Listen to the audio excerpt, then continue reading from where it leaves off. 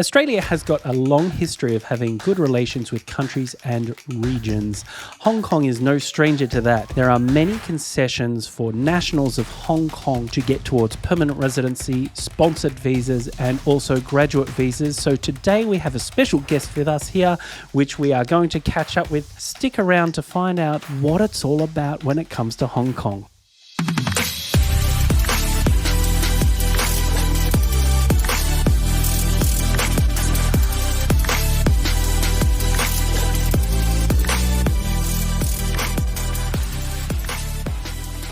Welcome back to the channel, guys. Thanks for watching. I have a special guest with me today. I've got Maggie here. How are you? Hi, 大家好，我係 Maggie。I'm assuming that means hello in Cantonese. Yes. So Maggie originally is from Hong Kong, then became a permanent resident of Australia, now a citizen as well, and has been here for how long?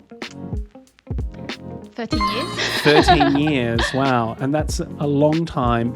And is also working at iMigration, so knows a lot about migration. So welcome to the show, Maggie. Thank you for having me. You're most welcome. So I guess what today I want to discuss is why Australia? Why do people from Hong Kong pick Australia? Why did you choose Australia out of all the countries to go to? You could have gone to the UK, the USA, Canada, New Zealand. Why did you pick Australia 13 years ago? So when I first come to Australia, there was like an idea because of my sister's friends. She came here for like working holiday. Yes. And then she has a great time, and then she say how like having a good time in Australia. So I finished school and then I work in the office work for years, and I think I want to just go traveling. And then I just like go along, like just go to Australia. And Australia compared to like United States, UK, Canada is just closer to home. So don't feel like very far. I feel Okay, safe. so how long does it take you to get to Hong Kong? So it's from just 8 to 9 hours direct flight. So Direct which is like you sleep in the flight and then straight home. here? Now, It's really convenient. tell us about your journey to Australia. You came here, what did you start doing? Because I know a lot of people generally start the journey of doing English first and then choosing a course on an occupation list and going from there. What happened with you? So I did, the first year was I working holiday. So Oh, I cool, did yes. like, farm work, factory job. And then I went back home for 1 year. Yes. And then I decide, I go back to the office work. I really don't like it. And then so I decided to get the second visa because I work in a like factory before, so I can get the second working holiday visa. So I came back, and then I think it's from the second working holiday visa I decide I want to stay. So then I just picked anything to study, which was the dental technology. Dental technology, yes. I did remember finish the that. course. That used to be on the MLT SSL. So you finished that, then you attained your permanent residency through the points test, and then away you went from there. Now, tell me, 13 years ago, you made your journey to Australia. You've stayed here. Do you have any regrets on picking Australia? No regret. I think that's like a dream. And I would not think, I think in Hong Kong, I just don't like the working culture. They always like expect you to do overtime, no appreciation, want you to stay. And I just don't like to all the people just saying, oh, you need to have like luxury bed or you have a house or a car that show your personality or who you are. I don't like it. So I just like here, the culture and the lifestyle. So you like the freedom of here. You like the fact that there's not so much pressure on social status here than there are in Hong Kong and a lot of many Asian cultures. The working environment here, you say, is a lot better. Yeah, compared to other lots of countries, I do believe Australia has like comparatively like less working hours, I think. So is it the fact that it's less working hours, or it's just the fact that you kind of get paid what you work for? Like how many hours a week do you get paid? Because if you say, oh, it's just because less working hours, it sounds like you're lazy, but I know you're not lazy. So tell me about the kind of work culture in a bit more detail. How many hours can one expect to work in Australia? So for What's full-time, here? it's like 38 hours. So for part-time, I think Can be anywhere, I think anything from 20, 15 hours or yeah. whatever onwards. But in terms of 38 hours, and you stated that you kind of get paid for your work, how did that differ in Hong Kong? How many hours were you working over there? I think in Hong Kong, you expect like over 45, 50, but no extra pay overtime. Saturday, Sunday, whatever, you get WhatsApp. So you get paid on, have to work on weekends in a lot of jobs. And we're not talking about hospitality. You're talking about office jobs. Sometimes office work will ask you to like do overtime on Saturday. Yeah. Wow. I haven't worked in Hong Kong for a long time, but like 10, 12 years ago in Hong Kong, like we do like mostly 6 days or 5.5 days. So Saturday, half day, you have to go to office to work. Wow. Well, that sounds pretty full on. So it's a lot different here. What else do you like about the freedom here? What about things like safety? Sorry, go on. Sorry, I like the weather here.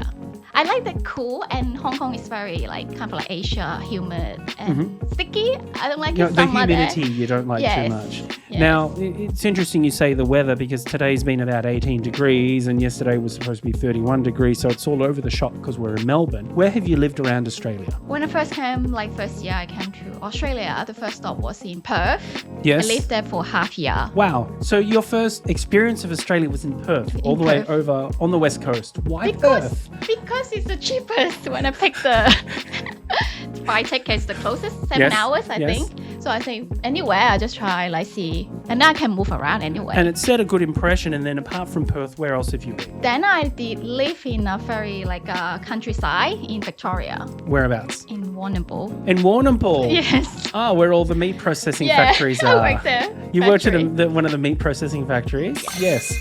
Okay.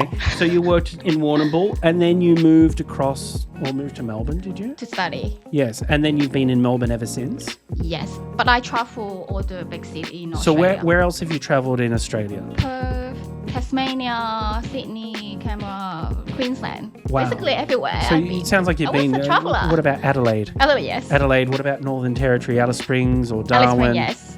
Bahrain, I just been to the airport. Wow. So Maggie's actually been to more places than me, and I'm in my 40s and was born here. I think Australians don't appreciate what we have. Yeah, in Australia, and I hear that travel, a lot. In Australia. Yeah, that's very interesting. Now, food. Tell us about the food culture here, the coffee culture, because I know for a fact you're an excellent barista as well. Tell me about how you picked up those skills and how you work there, because I know a lot of people in the Asian culture from Hong Kong, from Korea, from Thailand get into that coffee scene. You got into it. You're very, very good at what you do. Tell us about that. So in the beginning, I was like, to be honest, this job, like hospitality is the easiest job to get in. And in the beginning, I was thinking like, this is the faster way I can talk to the customer and I can improve my speaking. So this is what I did talk to customer a lot in the beginning, but after a few years, I'm tired. Don't like to talk too much. So you started in hospitality because it was easy to get work. Yes, and my still English is the was case. very terrible.